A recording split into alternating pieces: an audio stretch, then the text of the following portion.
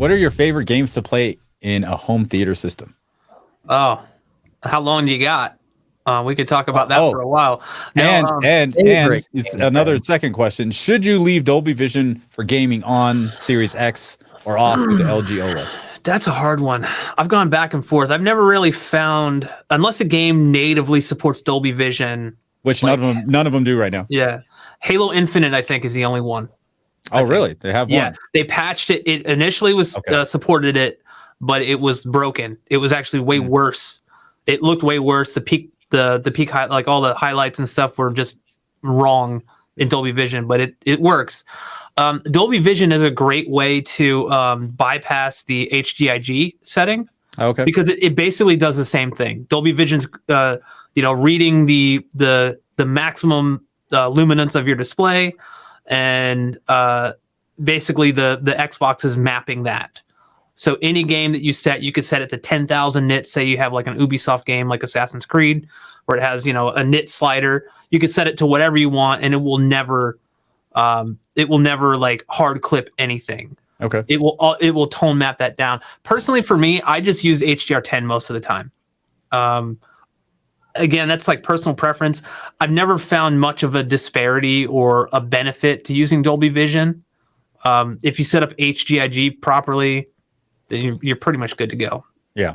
I heard more games are going to start coming out natively for Dolby Vision in 2023, but when will that happen? Who knows? Right.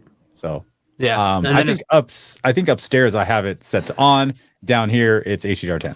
So yeah, honestly, like I haven't, like I've gone back and forth. It also will depend on your display. If you're trying to do 4K 120, some displays won't do 4K 120 with Dolby Vision. I know the LGs will, but Sony will do it. However, there is no game mode for Dolby Vision. Gotcha. So if you're trying to play anything that's fast-paced, competitive, you're going to get a bunch of input lag. Yeah, that's a good point. Yeah, if you don't have a Dolby Vision for gaming mode on your display or doesn't support that, then you're better off going with HDR10.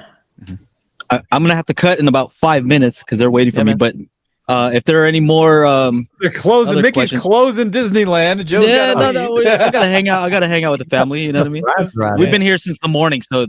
Don't think like, oh, look at him. You've been there all day, bro. We come here all the time. We come here all the time. Don't worry about it. Yeah. To answer his first question, I guess the home theater. Games. I'm currently going through God of War Ragnarok. I got to say I'm a little underwhelmed by the audio presentation on that one. But some of my favorite games to play have been like the Naughty Dog titles. So like Uncharted, Last of Us 1 and 2. Even the first God of War, I feel like has better audio than this one.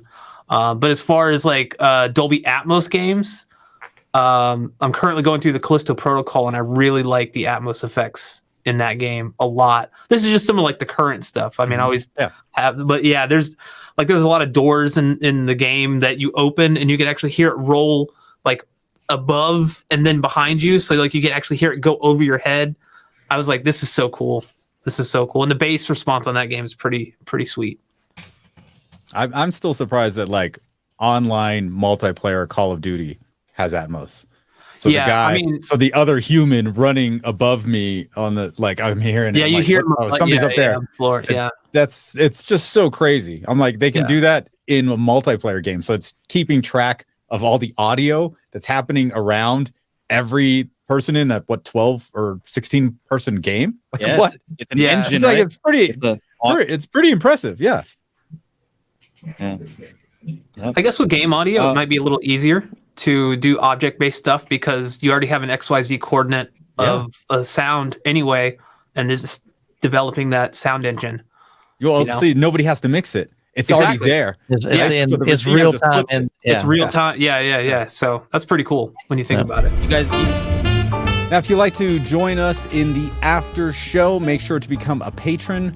It would be patreon.com/Daily HiFi, and you get to video chat, kind of like this with us after the show. It's pretty awesome. You should check it out.